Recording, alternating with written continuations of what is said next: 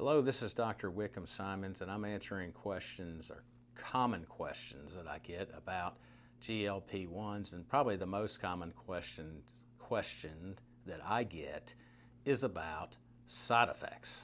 Okay, so I think to understand the answer, maybe you should understand how the medicine works. The medicine essentially is a gut hormone that makes you feel full even when you haven't eaten. And so I try to explain it to people by saying, imagine you've eaten a big meal, like the Thanksgiving meal. There's a reason 30 minutes later that you feel really full and feel like you feel, and that is because your gut is making hormones that signal your brain, hey, it's time to stop eating, you're full, and so forth, okay? So if you understand that's really kind of how the medicine is working, like a gut hormone, okay? That makes you feel full even when you haven't eaten, then you can probably then imagine the side effects. And the way I explain that to patients is, imagine you purposely ate too much. Maybe you got in a hot dog eating contest and you ate a lot of hot dogs really quickly. You might get some nausea, you might get some heartburn, you might get some stomach cramps, maybe some diarrhea, maybe some constipation, this sort of thing. And that's kind of the things that I see in my clinic fairly frequently.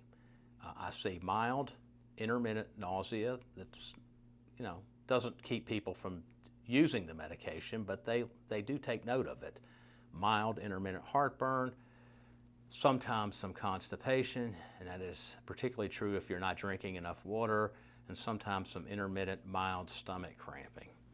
I don't see a lot of this, but I do see it frequently enough to take note of it. And I would say that, the things that, when you hear people say they had that and it was more significant, a lot of times what they're doing is advancing the dose of the medication too fast. So the way the medication is designed to work is you start at a low dose once a week, and you do that for a month at a time before you consider advancing the dose. But you shouldn't advance the dose until we've talked. This is the point of having a doctor here to help you. Sometimes you don't need to advance the dose of the medication, and I find people then doing that, and then that's when they experience some of the side effects.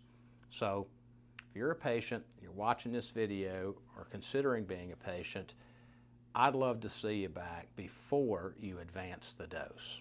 Okay? Start low, go slow, and don't advance the dose if it's not necessary. That's kind of how I do it, and then that is the best way to avoid these side effects that I'm talking about.